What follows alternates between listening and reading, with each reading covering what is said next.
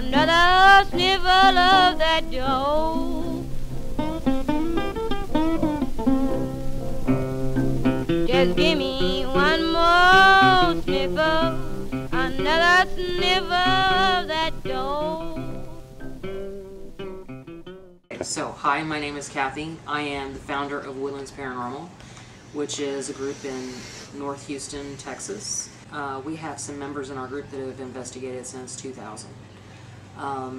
I am also a pastry chef and a chef, and so during the day I like to bake cakes and cook, and at night I am investigating. And I also am the case manager for the group, so I set up our schedule.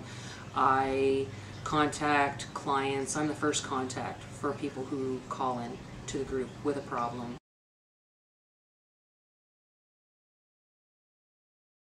We primarily investigate Texas, Oklahoma, Louisiana, Arkansas. We've gone further than that, but our calls are usually centralized to those 4 states.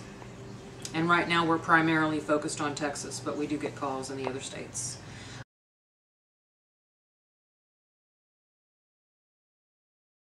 I like to do all kinds of things in my spare time, but the problem is that I almost don't have any spare time.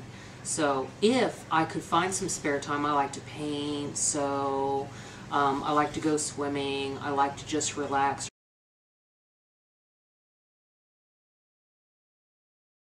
As we go out and investigate, most of the time I'm trying to set up like a once-a-week schedule, and it never gets to once a week. We're at 4 times a week, 3 times a week, so very busy all the time.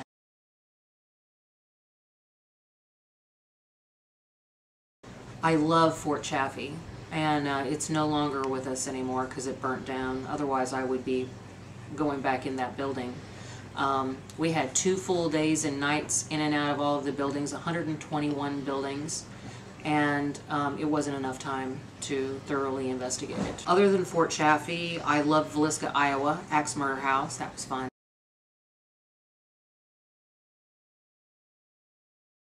When you walked into the house, you could feel like it was very oppressive and negative. I think we investigated until like 4 o'clock in the morning, 5 o'clock in the morning, and then I fell asleep. And when I fell asleep, I actually had a jolt awake and saw a full-bodied apparition of a man wearing plaid that was had a lot of gold in it, and he was standing with a straw hat next to the bed.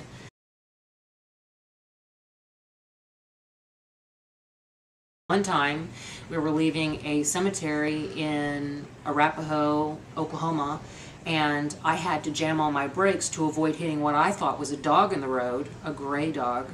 And this thing leapt up into the air and extended what I thought was going to be paws, and it turned out to be wings, and it started flying up in the air and disappeared. That was one of the weirdest things I've ever seen too. I have no idea what it was.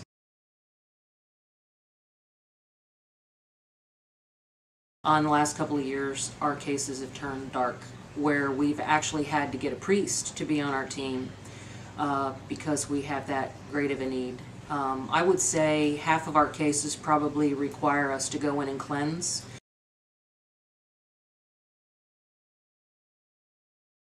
I think everybody in our group's really great and has a completely different personality. Some people are more skeptical and more scientific, and some people have a great sense of humor. For the most part, everybody in our group has a great sense of humor. We're all foodies. So when we're out investigating, we're also plotting and planning where we're going to eat before, after, you know, an investigation. We're like one big family.